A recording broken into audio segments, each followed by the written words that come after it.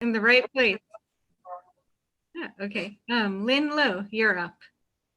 I'm sorry I was late. I don't know what happened. I kept clicking on the same link and it would put me in a different screen. And then the third time I did it, I showed up here and I'm sorry I'm late. Don't feel bad. It was my fault. I was in the wrong meeting. So it's not your fault at all. Go ahead. What am I supposed to say? What are you looking for? Sure, just anything about you, about your interest in conservation, anything that, you'd like to get out of this, and just, anything that you think might be helpful. Well, I'm not sure. I guess I could tell you I've lived in Florida since 95. I lived in Tampa until about 4 years ago. And I used to come over to Pinellas for various things. And I would always think, oh my God, I'll never live here. It's horrible. Everything is just so commercial and one strip mall after another. And, but I always kept coming over here for different things, St. Pete and Dunedin and things. And I live in St. Pete now. So, I think what has happened to Pinellas just in the little bit of time that I've been here, it just is worse and worse to me. The mayor's wanting to build on floodland now is, that's just another, which is totally separate from this issue. But I just think that we're overbuilt here, and I think money talks, and the home builders it's a very powerful force. I think, wasn't it Pulte Homes that was trying to buy this tract of land? So I would love to see more green space in Pinellas, and I think the only way to do it is grab what little bit is left, if there's a way to do that. So that was just kind of what I was thinking when I thought to volunteer for this.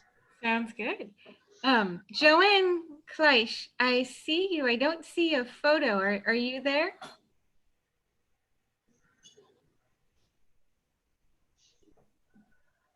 Joanne? Oh, okay. So Joanne, I think she doesn't have, I think she told me earlier that she may not have access to the video, but this is her message. She moved here 38 years ago. I became a master gardener in 2007. I volunteer at the Florida Botanical Garden. I'm now fighting for the Landings golf course now, and we'll get an answer tomorrow. I am very interested in. All right, great. We have someone who's listed as a Zoom user. I don't see your name. If you'd like to speak up. Oh, and you're on mute right now. Still on mute. There we go. Hello. Hi. I'm Jackie Crawford. Oh, hi, Jackie.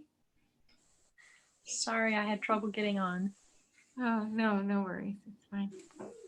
So I don't know if you saw just in the beginning, we're doing introductions. Just, tell everyone your name, just, something about your interest in conservation and what you'd like to get out of being involved with this.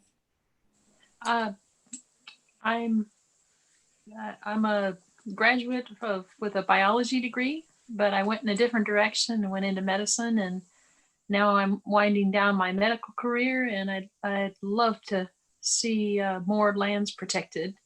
My husband and I love to ride on the Pinellas Trail, and it's so discouraging to see where we were bird watching 1 month, the next month it's all been plowed under, and the birds are gone and the alligators are gone, and it's just so discouraging. It seems like we need to find a little balance. Sounds good. All right, great. We have Rebecca Wellborn on. I know that she's on mute. I'm not sure if she's able to jump on or not. Rebecca. Sure. Hey. Yes. And I've gotten dressed so I can turn my video on. Excellent. Okay. I'm the treasurer of the organization, and also the head of the nominating committee. So I was thrilled when Jane contacted us and wanted to get involved with the organization. I'm really just here tonight to make sure everything goes smoothly for her with the Zoom meeting. I do live in Dunedin, so this conservation issue is near and dear to me. And I was really happy that you guys came along at just the right time. So thank you. And I look forward to working with you in the future. Great. Thanks, Rebecca. I know I'll just tell you guys a little bit about myself. My name is Jane Graham.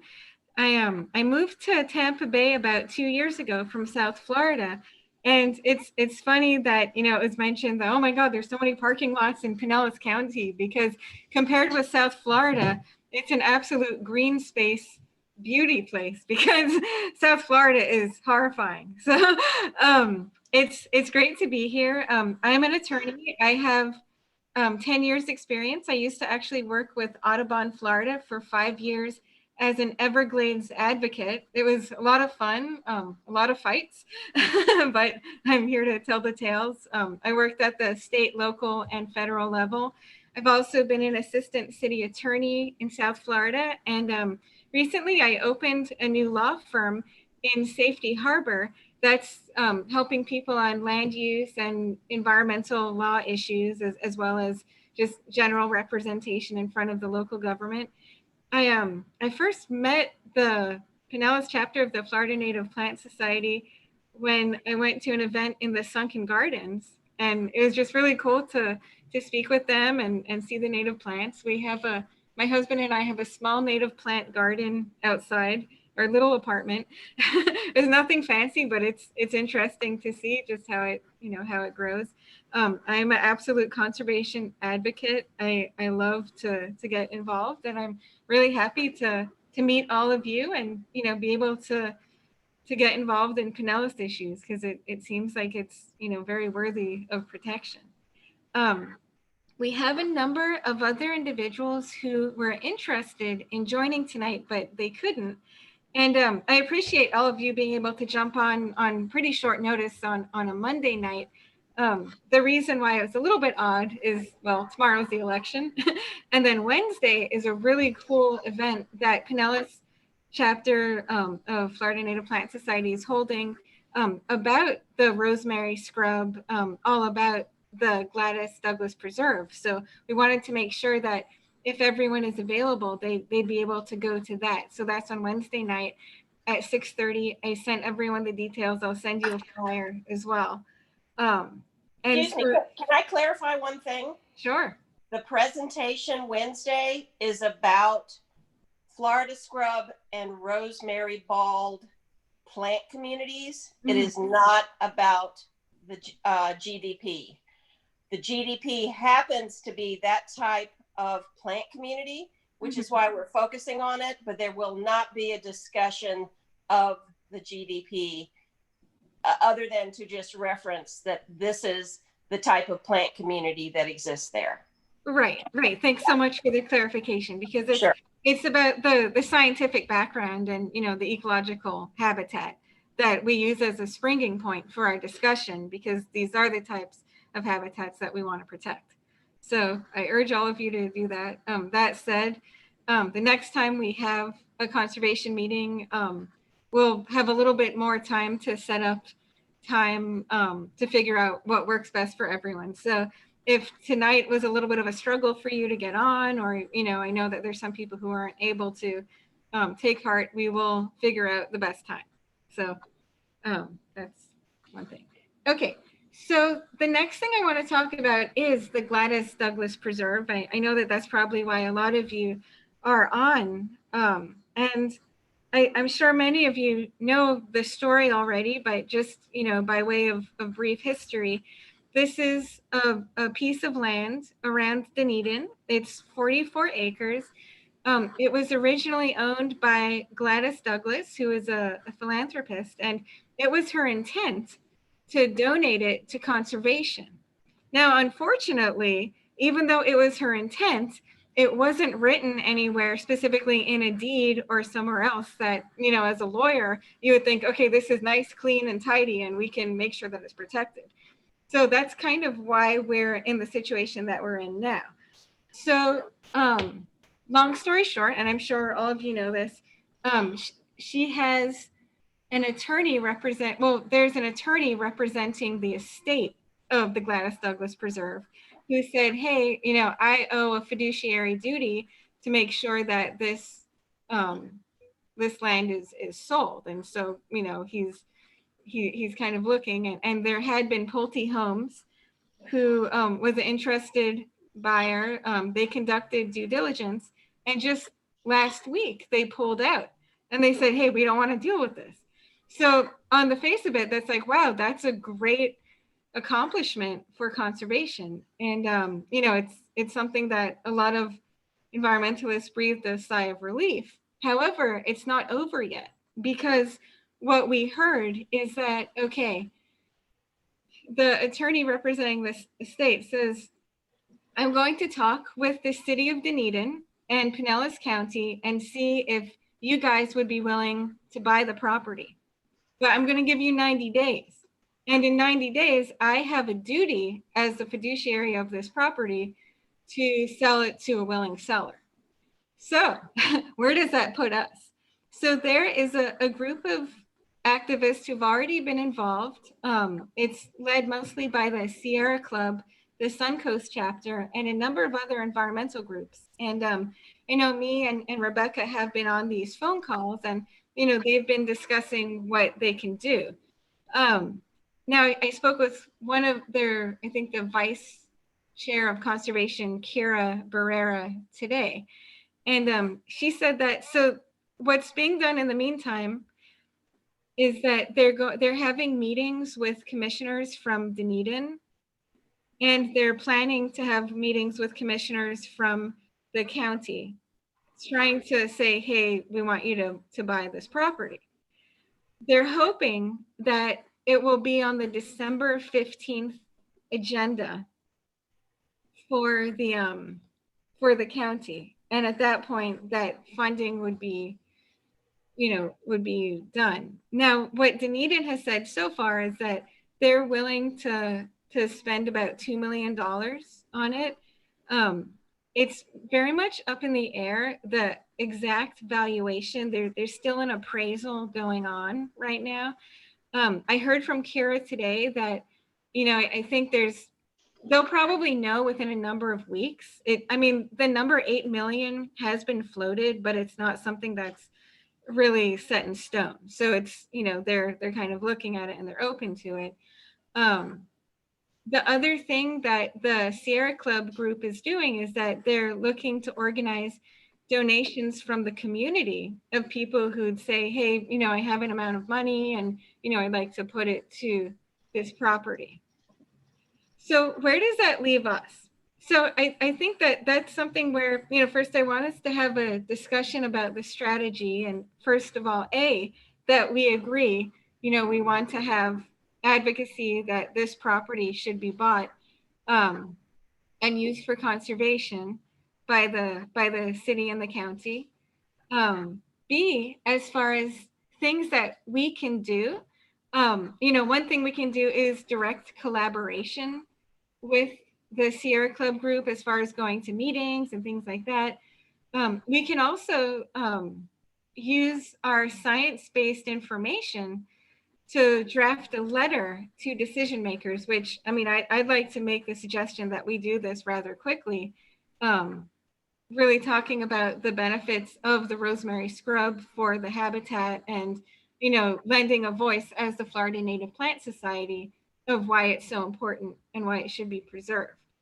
And then the third thing that I wanted to think about is, as far as funding, if we have ideas of strategy of who we want to target, because as of now, it seems like at least the Sierra Club Conservation Group is mostly targeting the city and the county.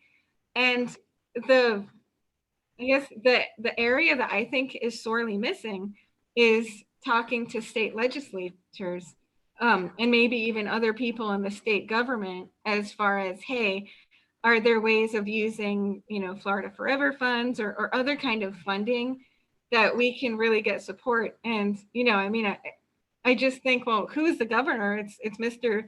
DeSantis, who's from Dunedin. So it seems like it might be at least a low-hanging fruit of someone to target.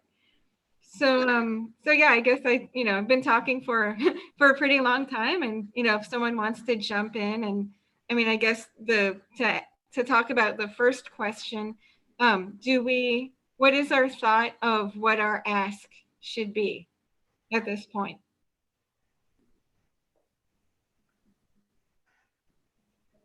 In terms of price? Well, I mean, not Ask in terms of necessarily price. What our involvement would be, or what Right. our strategy would be? Okay. Yeah. Yeah. Have we thought about approaching the Nature Conservancy at all? That hasn't been floated, but that's an interesting idea, because they do have that kind of. They have deep Yeah. pockets sometimes, I think. Yeah, it's a great idea. Do we know if the county and the city were to buy it, if it would it definitely be conserved? I mean, the discussions that have been going on say that that's the intention, but I mean, I haven't seen anything in writing yet. So, I mean, I think that it probably is up in the air, especially as far as, certain portions of what would be conserved and what, but it's definitely the intent at this point. And I should back up a second, because, the Gladys Douglas estate, when we talk about that, that's 44 acres. And there's actually an adjoining piece of property that's about 50 acres. And so one of the main ideas is, well, we can have this and then join it. So it's going to be one big preserve. And so that's the true intent. Who owns the 50-acre additional property? I believe it's owned by the county already, but I need to check that. Yeah. I think that's the lake property, right? Yeah. And then there's two other parcels, I believe. The one that's owned as the Memorial Gardens to the Gladys estate, and then another one that's like 10 acres, I think, that sits between the lake property and the Memorial Gardens property. And all this is on the maps in that Tampa Bay article, as well as on Pinellas County Tax Assessor. But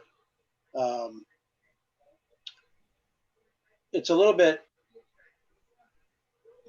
I know that it looks like the owner of that middle 10-acre property must be somebody within the extended family or within the probate area of that estate. It's not Gladys, it's somebody else. Mm-hmm. I've heard there's an individual, Bob Hackworth, who lives on the property, and it might be that it's him. I'd have to check that, but I think that might be him. And I know that in conversations, Kira from Sierra Club had said that he's actually he's very much in favor of the conservation. So he would be an ally. But has there been a survey of the flora and fauna, the butterflies, the plants?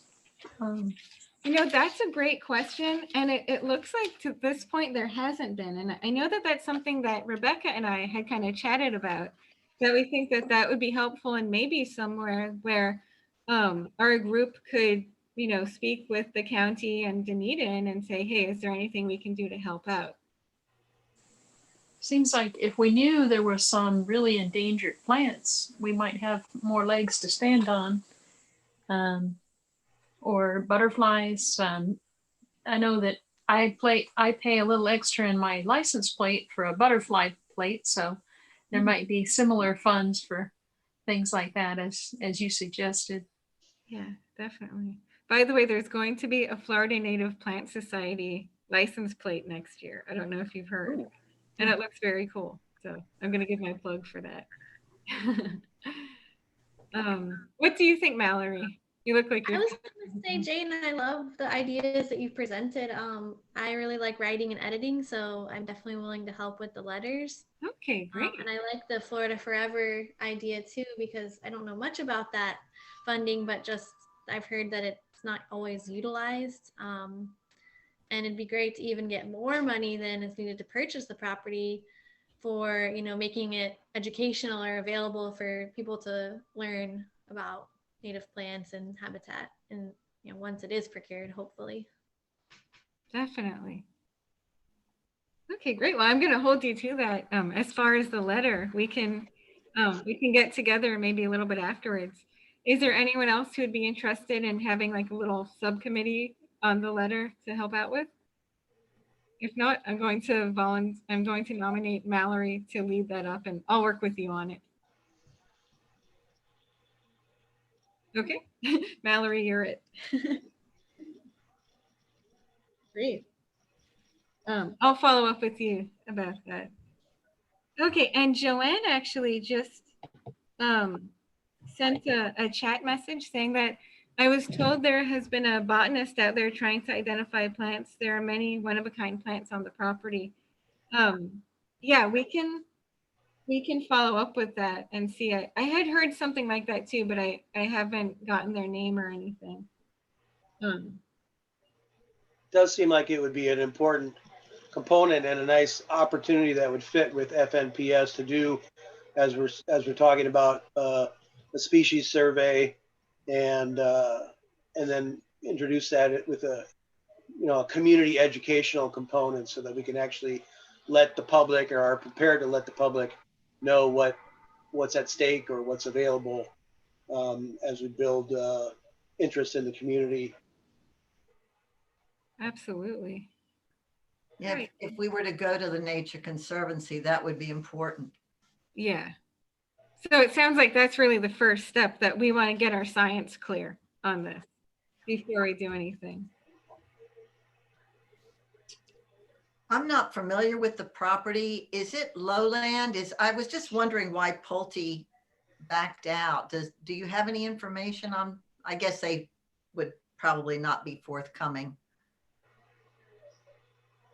Yeah, I don't know. I see that Joanne just said yes. I'm assuming she's saying yes to it being lowland. I know that there'll be a lot more information.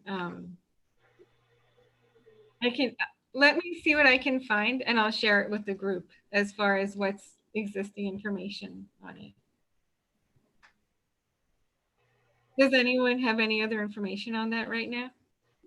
I thought I read something about gopher tortoises. Right. Yeah, there definitely is gopher tortoise habitat. That they were discouraged by the presence of the gopher tortoises and what was involved in having to deal with that. Mm-hmm. Yeah. It's good.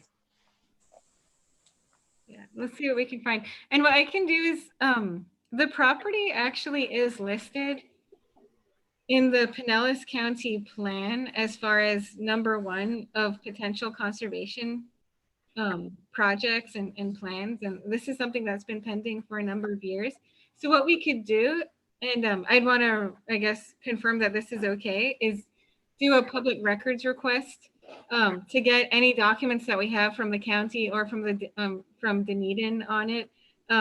There's probably going to be a cost. So, I mean, I would confirm that, Pinellas, the Pinellas chapter would be willing to pay for that. I don't think it would be that much probably. But that would be a good starting point to see, what does the county itself have to say of the lands. Did you guys agree with that we should do a public records request? Oh, yeah. Okay, great. Is there a way to, because I assume if the property owners are having like botanists and people out on the property now, I assume that that's going to be information that's private between the botanist and the property owners. Is there going to be a way to get that information from them? We probably could if we word the public records request in the right way. As long as it's something that, was shared with the city or the county. And yeah, it's probably worth a conversation with some people in the city or the county. If they might, if they're nice, put us in the right direction of that. Because that's always, local governments love to do this. Of like, oh, you didn't ask for the right magic words, so I'm not going to. Yeah. But yeah, so we can see what we can get for sure. Another question that I had was the property appraisal, the $2 million. Do we know if that was before the economic impact from COVID? Because I assume that a lot of numbers are going to be rewritten with everyone's buying power having dropped over the past few months. Right, that's a great point. I believe that it was before COVID, so you're right that things do change, and that's probably a good argument for us. Hey, Can I interject something here as a real estate professional? sure. The real estate market is stronger now than it was pre-COVID, including the commercial market. So that's not an argument. And the other thing to keep in mind, Jane, you referenced an appraisal previously, but the fair market value of that property has already been established. And that was when, when Pulte offered to pay, what, 11 million? Yeah. Yeah. So that is the fair market value of that property. It's what a willing buyer is willing to pay and what a willing seller is willing to sell it for. So for them to think that they can come back, get an appraisal that's going to be lower than what's already been offered on it is, I don't know that the executor of the estate would go for that. But do you think the counter argument to that is that was prior to the land use due diligence being done? And I mean, they decided to pull out. So perhaps there's something there that, was not known before. I have to say, from what I read in the paper, and this is just, in the Times, but I believe what I read was the attorney handling the estate was not going to take less than 11 million for it. Now that's just what he said. That doesn't mean, but it goes along with Rebecca's point. Yeah, that's what I'm saying. I mean, the fair market value has been established. And so, regardless of what, I think they're talking about getting an appraisal for the land as conservation versus the land being developed. Yeah. But I don't, if the executor is all about getting the most money possible, then I don't think that's going to fly. I mean, somehow the estate would have to agree to accept less money for the property, just so that they can see that it be not be developed. Which kind of goes to the of why Pulte would pull out after, that's why I was asking if it was lowland. Maybe if it's a gopher tortoise thing, and they would have to jump through too many hoops, maybe.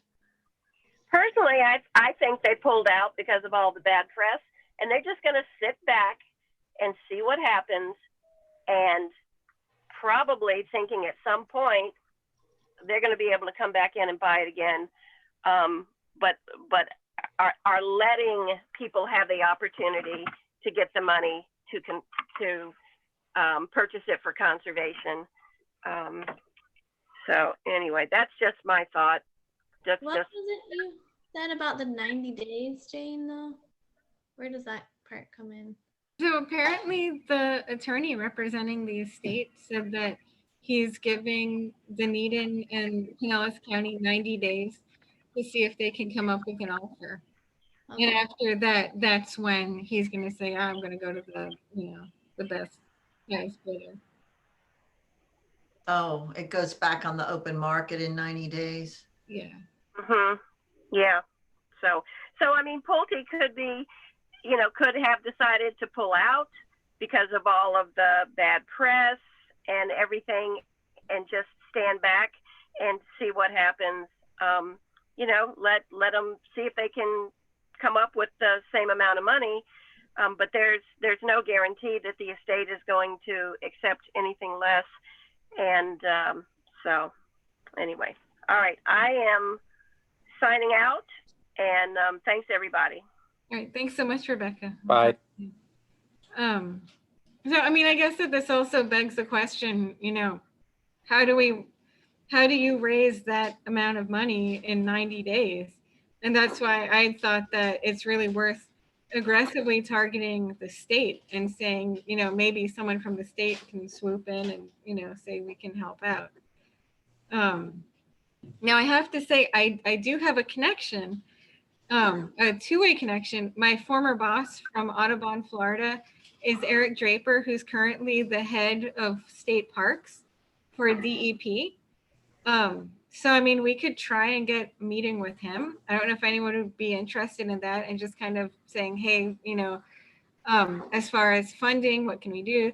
The other angle that we could take is Gene Kelly is the state Florida Native Plant Society legislative and policy director. And I've spoken with him before, and he's like, hey, you know, if you guys have a hot issue and, you know, you want help or something, you know, let me know, and, you know, I'll step in and we can coordinate. And he basically knows like everyone in Tallahassee, and we have a lobbyist up in Tallahassee. So that's another thing we can do. What are people's thoughts about those ideas? That's excellent. Okay. Yeah, I Can agree. he talk to DeSantis? Well, yeah, I mean, I think, well, let me put it like this. Eric Draper works for DEP, and his boss is Noah Valenstein, who I also kind of know because he used to work with the Everglades Foundation, but he's got a direct phone line to Ron DeSantis. And I just can't help but thinking, hey, this is, you know, Dunedin. He's from Dunedin. All I ever hear about is, oh my gosh, he was on the baseball team in Dunedin, like Little League, like he's Dunedin's son. So I would think that if there's any time, you know, time to call in a favor, it would be now. Great. So you guys you're in? Yes. Mhm. Yeah. Okay. So as far as how we do that, I mean, I guess what the first thing I'll do is I can contact Gene Kelly and let him know that this is something that we want his help with, and, you know, kind of get his advice. And then the second thing is I can contact Eric Draper and see if he has any advice, or if he thinks that we can set up a meeting. And I'll just do a phone call to him. So I'm not going to put it in a public record or anything, but, you know, see what he says, and we'll take it from there. So sound good? Yes. I think given the time crunch, and it certainly is, trying to hit as heavy hitter opportunities as one can is probably the best strategy as far as that goes. Okay, sounds good. So what? Sorry, Just, go ahead. can I ask you just one question about the Sierra Club? What are they on board? Are we coordinating with them? Is it, they have deep pockets also. Right. So we are coordinating, and they have a weekly meeting, and I'm going to go ahead and invite everyone on this call, if you're interested, to join their weekly meeting, so you can kind of see like what the discussion is. The first time I went to one was actually last week, so I'm still kind of getting to know them. I know that Rebecca had been involved, and I know that there are other individuals from the Florida Native Plant Society. I think Michelle Hawk, who had been more involved. They are trying to raise some money. There's a Sierra Club Action Fund. So they are trying to do that. I think when I've spoken with them, like off, kind of offline, they say things like, oh, we don't know how much. I mean, we're hoping for an angel investor, but, we don't know. And it's, it's only 90 days. So, I mean, I guess my gut feeling is, yeah, it might be that they can come up with something really good, and I hope so. But I think that, to be able to pull as many strings as possible. And they're supportive of anything that we or anyone else can do as well. And, we do have a good working relationship with them. And I think, you know, it's something where we're just, you know, everyone's trying to help out and see what we can do. Good. Yeah. So currently, the state is permitting some access to the properties to, did you say scientists, or did we say scientists, or doing some kind of survey work, or is there really no access, or is there access to parts of it from SwiftMud to that area, and then you know, a look over to the adjoining areas, or do you have any idea about that? I'd need to confirm that. I don't have the specifics on that. But that's a really good question, and we'll see if I can confirm that. The other thing that Sierra Club had talked about is that people haven't been in contact with SwiftMud. And it's someone that we should be in contact with because they do have a role here, and you know, they have funding as well. So they could also be another source of money.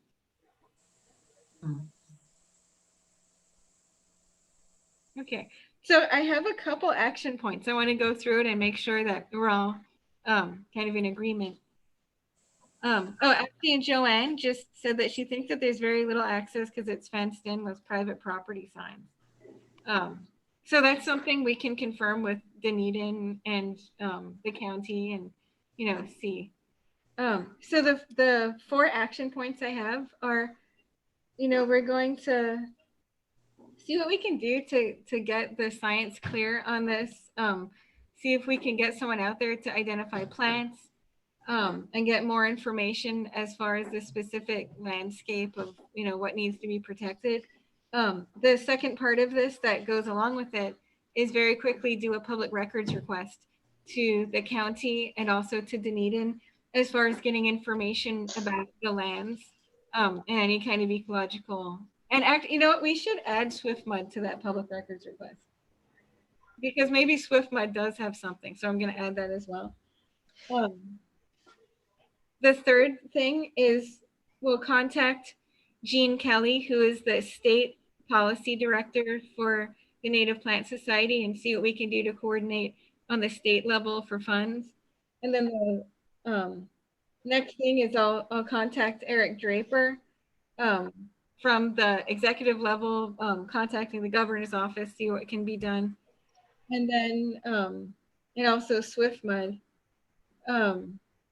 And then answering the question as far as access to the property and just kind of running that issue down. And then the other thing I have is Mallory is going to do a letter about the ecology on the property, but I think, you know, that's something that probably we're going to want to have to wait. We'll wait until we get more information. Does that sound good? Yes. That sounds good. And I could even just start with an outline and kind of like insert info here about XYZ and just to get it started, and then fill in when we get more information. Awesome. Sounds perfect. And Mallory, will you be able to join the discussion on Wednesday about the rosemary scrub? Because that might be a good source. If not, I can get information. I think I can. We are supposed to be getting married on Thursday. Oh my God. Well, no. In that case, no. I would never ask you to do that. But in any case, I'm hoping it's recorded and I can catch up on it too. If Okay. Sure. Are you going to go anywhere for a honeymoon and like take some time off so we know not to bug? Maybe up to the Ichituckney River for a couple days. Oh, best wishes. Congrats. Yeah. Thank you. Very We excited. just got a news today that my uncle might have been exposed to COVID, who was hanging out with my dad. So at the moment, we're a little bit like not sure if we're gonna have to cancel everything. Nice. Just kind of, but hopefully everything's fine. We're waiting on COVID tests to come back, so we'll see. Oh no. Well, Yeah. I hope all is well. Awesome. So it's almost 7:30. I'm sorry, and I'll get you in a second, Jackie. It's almost 7:30. I just want to be mindful of everyone's time. Would you be okay to hang on for like another half hour? Or, I have a meeting at 7:30 actually, so, okay. yeah. Okay. And I have dinner to make too. Okay. So let's do this. And I'm sorry, Jackie, you wanted to say something. Go Oh, ahead. I was just wondering if anybody had a personal contact with the heirs of Gladys Douglas and could, and if we knew if there was anything in writing that said that her intent was to preserve the land to use as leverage, maybe guilt them into, hey, you know, this is what her intent was, and here's the document that says it. Or did, I don't know who she was. Did she write articles, or was she a journalist, or anyway, her, I don't know her biography. Yeah. Yeah, it's something we can look into. I doubt that there's anything formal in writing, but you're right that there might be something that at least we could point to as broad intent, saying, listen, she has said this. So yeah, that's definitely worthwhile looking into. Would you like to maybe do a little research on that, Jackie, and see if you pull anything up? I can try. I'm not sure where to look, but Emailing the I can start with Google and then go from there. or even emailing the reporter who wrote the article for many times. Oh, Yeah, that's a good idea. Okay. Yeah, great idea. all right. I'll research that then. Okay, sounds good. So, in our list, I guess, you know, probably we can, we have other things that we could talk about, but since we're kind of running out of time, we can just put a bookmark on those for future discussions. For everyone on the call now, do you all feel like you have something that either you are going to do or you want to do?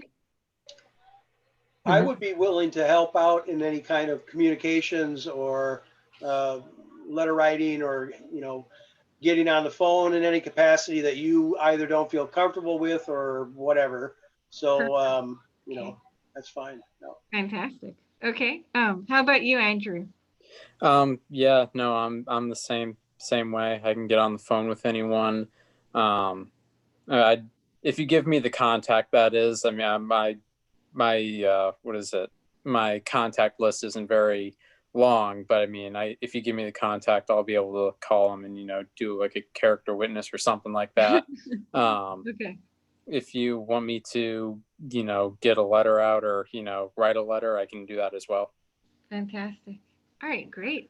How about you, Jackie? So Jackie, you're gonna do the. I'm going to look into the biography of Gladys Douglas if I can find it. And, okay. And her, I guess it would be interesting. I wonder, is her will public, been published or something? I don't know how that works. We could check the official records, but I don't. I did a look at the tax records with the assessor, and several of the property records that are attached to those parcels are not available to the public, at least not on the online lookup access. So you know that already, Joel? Yeah. Yeah. Oh, okay, so you've got some of that information. I won't waste my time going down that road then. Well, it's just a matter of finding out how to access those probate documents. And sometimes what shows up on the tax assessor's website access is different than what might show up on the county records access sometimes. So might need to look at it in both places, or find out what it would take to access any of those property records, which would probably just be deeds or you know, transfers of interest or property amongst the family, because it all seems to be within probate. But I'm not a lawyer, so I don't know. Okay. Joanne just said that she'd be willing to contact anyone and try to contact people on the estate. Let me see. Yeah, I think honestly, Jackie and Joe, probably will be pretty hard to access those documents. I mean, usually those are kind of private. That said, I mean, that's why I think the public records request is helpful, because who knows what the county or the city might have. And once that kind of stuff is turned over, usually you can get it. Sometimes they are privileged. They have like all sorts of exceptions to the public records law under 119, but usually you can get it. So it's definitely worth a shot. Okay. And Lynn, you're the last one. I want to make sure that you're included and that you. Well, I don't, I'm fine to do whatever. I don't, right now don't feel like there's any direction I'm going in, but I'm certainly open to suggestions. Okay. All right, great. So sounds good. Well, we have some other things, something that I had asked. Bye-bye all. Nice to meet you all. Bye, Joe. It's great to meet you. Thank you. Look forward to talking to you again soon. Yeah, definitely. Okay. So I mean, we do have a number of other things on the agenda, but we can put them off because they're probably longer conversations. One of the things that I had when I emailed to you guys individually, it was, just to brainstorm other conservation ideas that you have. So before we sign off for tonight, for anyone on the call, is there anything that's really pressing that is pending that you're like, oh my God, like this is happening in the next month or something and we need to do something about? Anything? I'm No, not that I know of. constantly seeing, bits and pieces of all the land along the Pinellas Trail disappearing. So, but it's already too late. By the time I find out, I see the bulldozers, it's too late. So that's why I'd love to learn from you, Jane. How do we find out about these things ahead of time? What part of town are you in? We're in Crystal Beach. Up where the Suncoast Parkway is going? Is that, you're not that far north, are you? No, we're between Tarpon Springs and Dunedin. Yeah. Yeah. I mean, the thing is, and this is why it's so hard to protect environmental lands on a local level. It really is exactly how you say piecemeal. So you can have an individual developer say, oh, well, I'm just, doing a small multifamily home. And then there are rules that say, well, I can mitigate this by putting money into a mitigation bank, or, I can do on-site mitigation. It's not a big deal. And, bit by bit, it gets kind of chipped away. And something actually that the Sierra Club in that group had discussed, and I think this is a great idea, is once we kind of clear our plate and figure out, what's going on with the Gladys Douglas Preserve, they'd like to work to really take stock of the 60 different conservation lands that are supposed to be slated by Pinellas County to be protected, and kind of go through each of them and say, hey, what's the status of them? What are you guys doing to protect them?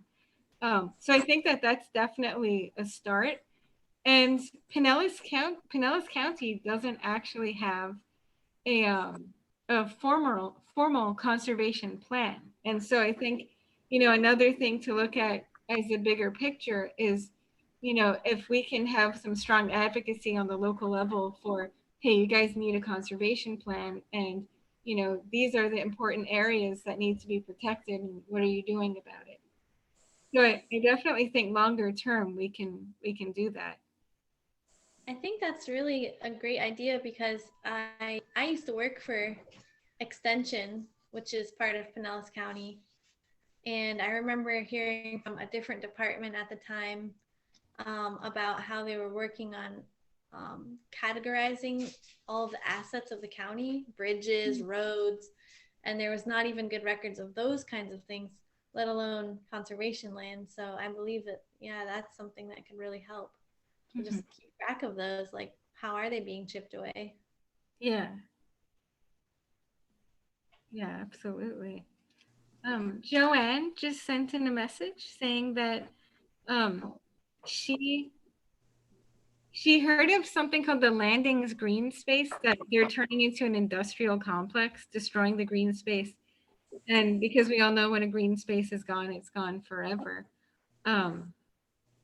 Yeah, have any of you heard about this aside from Joanne of the Landings green space? It sounds like something that we might want to, get involved with. I don't know if Joanne, if you're listening, if you can, okay, this is in Clearwater. Maybe before the next meeting, if you can find anything on it and send it to the group and we can discuss what needs to be done. I mean, it definitely sounds like a perfect example of this. And I guess the other idea just in general is it's aggravating to have to feel like you're always on the defensive of saying like, oh my God, like, they're bulldozing another wetland or another green space. And by the time you get there, it's almost too late. And so to be able to be on the offensive and say, hey, we want to see a conservation plan. We want to see you fund it. We want to see a timeline, and we want to see, things that make it enforceable. I think if maybe we could work towards something like that, at least we won't always feel like, we're on the defensive. I love your dog, Jackie. That's adorable. You're on mute. But sorry, I get distracted by dogs. It's very cute.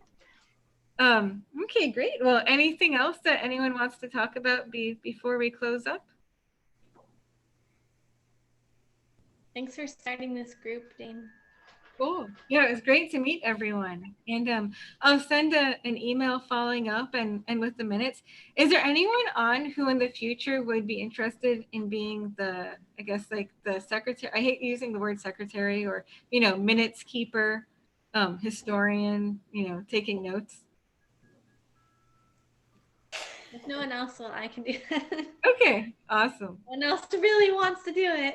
I did it this time, and we can take turns if you like, because it's kind of a pain in the butt to do it.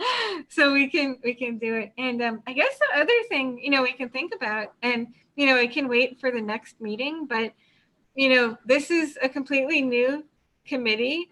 I'm the volunteer chair. As far as people who'd like to have different roles, maybe some kind of chair or vice chair or different things like that. I mean, we can talk about it and, maybe just nominate. I mean, if people even want, just nice little, I don't know, titles to put on your resume. I mean, we can always come up with that. I love inventing titles for people. So. It makes everyone feel important. So yeah, it's nothing we have to think about immediately, but I hope that all of you who are on tonight will be in this for the long haul. I'm really excited to get involved and meet all of you, and just be able to have a group of like-minded conservationists, and hopefully we'll be able to make a difference. Sounds good. Yeah. Cool. All right, awesome. Anything else, or we can sign off?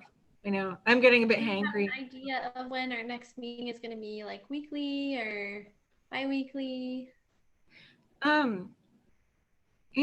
don't know actually. I mean, I think the thing is, since the Gladys Douglas Preserve is something that's kind of so hot right now, that we can update each other by email, since we have the the email string right now. But it probably would be helpful to meet like either weekly or bi-weekly. What does everyone think about that? Is there a preference one way or another? Maybe we could do a meeting bi-weekly and a check-in like on email the other week. Okay. Yeah, I think that sounds good. And I think if we didn't have something like the Douglas Estate right now, I mean, probably it would be like a monthly meeting. But yeah, I think for now, bi-weekly. And I guess do Mondays work for you guys? Or I mean, it's something I can put out a doodle poll next time so we can see what works best. Monday's good for me. Okay for me. Yeah, I get off work at 5, and so pretty much after 5:30 would be good for me. Okay. All right, cool. And you, Jackie? And your dog, which I'm dying to know what his name is. This is Lucy. Hi. Oh. And Lucy says evenings are pretty okay. Doesn't matter particularly. Lucy can be our official mascot. Oh, well, she would love that. A new title. Okay, and it looks like Joanne says Monday at 6:30 works for her. Okay, good stuff. All right, awesome. Well, it was great to meet all of you. You have my email and contact info. You can always call me. I think you have, anything you need. I will be sending minutes to everyone. And the minutes aren't going to be really extensive, but it will talk about the action points. Okay. And just, things from there. All right, sounds good. Awesome. Thanks so much. Thank you. Okay, good to meet all of you. Bye. Bye. Have a great night. And hopefully, I don't know what all of your politics are, but I wish everyone luck tomorrow.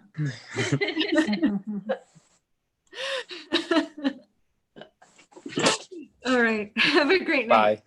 Bye. Bye.